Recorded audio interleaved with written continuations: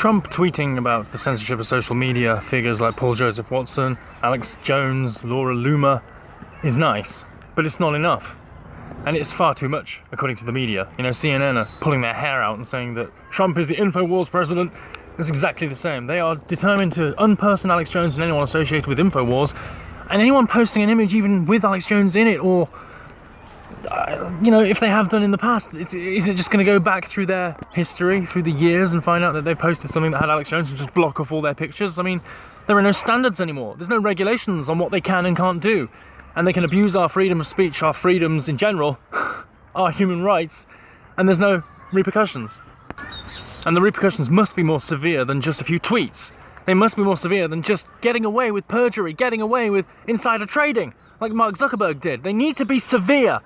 And these perjury, you know, open and shut perjury cases need to be pursued. These people need to be indicted, and big tech needs to be gagged. I actually agree with Paul Joseph Watson's proposal on there being a Bill of Rights, an Internet Bill of Rights. That's the only thing that can happen. You can't have the FCC regulating the Internet, that's for sure. You can't have regulations and people censoring the Internet and the government censoring the Internet, because Trump isn't going to be in government forever. There needs to be a set amount of principles that are written down, laid out in law, and respected by corporations, because you can't have a corporatocracy running roughshod over human rights, which is what we have now. And there are excuses that are a private company and they can do what they want. That no longer applies because they are the public square. You can't be a private public square. Oh wait, most of them are. I know I said they weren't the public square unless people, you know, if people don't use it, then they're not the public square. They're just an empty, abandoned place that used to be busy. But if you look at the amount of traffic and interactions and things going on through those social media platforms, they are astronomically higher than the alternatives. They just get nothing. You know, even Parler, which was experiencing a bit of an influx a few days ago after the banning of these people on Facebook, now many of those people have gone away because they've decided they don't like the platform. Maybe they've gone to another one like MeWe or Gab or Minds or something, but many of them didn't stay. We need to get sustainable people. We can't have just hardcore conservatives that just block everyone if they don't agree with you, if you're slightly too liberal for them, because, I don't know, you might believe in gay rights. See, I found that I have more in common with conservative viewpoints because it's against political correctness, and I hate political correctness. It's against the Islamization of the country, and I see that as a danger, a clear and present threat, especially to gay rights, etc. It's against globalism in general, in political correctness, and liberals are complete lunatics, but conservatives are such dorks. It's like half of them just go along with the vaccine agenda. Oh yeah, you must vaccinate. Oh yeah, you must trust the police. Because when there's a criminal state with a criminal deep state and criminal enforcers of that criminal state, yeah, they're your friends, aren't they? But honestly, try and tell a conservative that you can't trust the police. You might as well kick him in the face and call him a liberal. So conservatives are dorks. Liberals are brainwashed psychopaths. Where's the common ground? It's increasingly being filtered out of the conversation, and that's why the media is allowed to be extremist and say that these moderate voices are extremists. Like Paul Joseph Watson, now he's an extremist. Now Facebook labels people as dangerous. Doesn't have to specify why, doesn't have to say they have hate speech, doesn't have to specify anything, just say they're dangerous and blacklist them and unperson them. And anyone using their image gets unpersoned as well, and anyone associating with those people get unpersoned as well. Because this totalitarianism never stops. We haven't called it out, we haven't pushed back, so it will just keep pushing forward, crushing all our rights in the process. I don't want to live in that world. I don't want to live in the kind of world which is a gulag, where if I use something that someone designated hate speech or I was designated dangerous for whatever reason, despite being a shadow banned, I suddenly couldn't buy anything on Amazon because, oh, I've been cut off suddenly because it's all connected. That's why I didn't connect everything. You know, it's such a good idea because soon, eventually, all our bank accounts are going to be cut off because we used, you know, hate speech or whatever online that they've designated, and we're classed as dangerous, and we've had the mark of the beast and all these other things that people are talking about. I don't even believe in religion, but it does seem very like the mark of the beast, and the fact that Google say don't be evil and they have a 666 on their logo. God, you're milking it.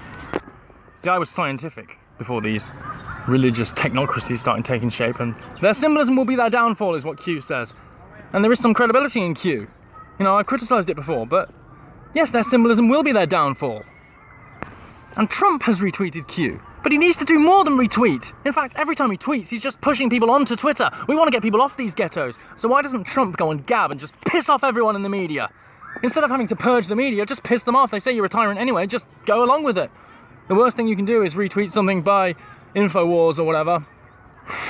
They've already written you off as a tyrant, as a far-right, neo-Nazi, white supremacist extremist. So you might as well just get rid of them. They're irrelevant.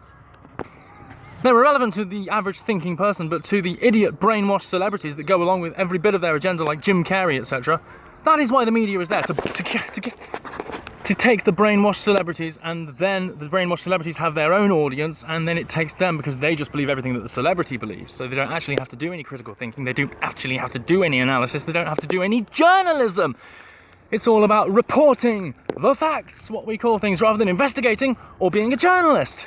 It's not about being media, it's about being a mafia. Because the world was a sham, the world was a fake, everything was fake, so what's the point in conserving it? That's where conservatives go wrong as well. Maybe it's time to tear it all down and build a new world, but a newer world to the New World Order, because we don't want that trajectory, and we don't want this global elite to be in power. And if the socialists and communists are in power, etc., then it always works out the same. You always have the champagne socialists at the top forming an elite class and then oppressing everyone else because they want to censor what they say because it's hate speech or racist or homophobic or transphobic or biphobic or whatever phobic we can invent. And that's the liberal position now, but it's not liberal. That's the problem. I've got nowhere that I can fit in because I'm not a conservative and I'm definitely not one of these illiberal liberals. And I think most of us are like that, and that's why most of us can't fit in anymore. We can't find anywhere because everyone's gone too extreme one way or the other. The moderate voices are the ones being stamped out. That's why it's starting to feel lonely. And we need to keep those moderate voices talking, otherwise the world will plunder. The world will plummet off the edge into totalitarianism forever. And we won't ever get back freedom because there's no more opportunities left. We've got a few years at best. And then we've lost everything. They want a driverless car network in a few years. They want 5G in this year. Blah, blah, blah. Enough of us will be dead. And I wish people were listening when people were warning about it before. People were warning about the censorship of social media and how it was going to be used to collectivize people into their ghettos to actually then get them arrested, get them punished, get them blocked off, get them silenced, get them bullied and intimidate them and control society. But it sounded too scary and people didn't listen and they just said, no, don't be ridiculous. That could never happen. Well, it's happened. And the next thing to go is the banks and the businesses. You will be cut off from Amazon. You won't be able to buy anything in the shop of the future. And you'll be cut off from the banks. You won't be able to pay for anything. Because you used a socially awkward, transgressive, hateful term, a slur word or something. So you're not allowed to have a life. You're unpersoned and you're not allowed to live. So you're expected to die. And the leftists love that.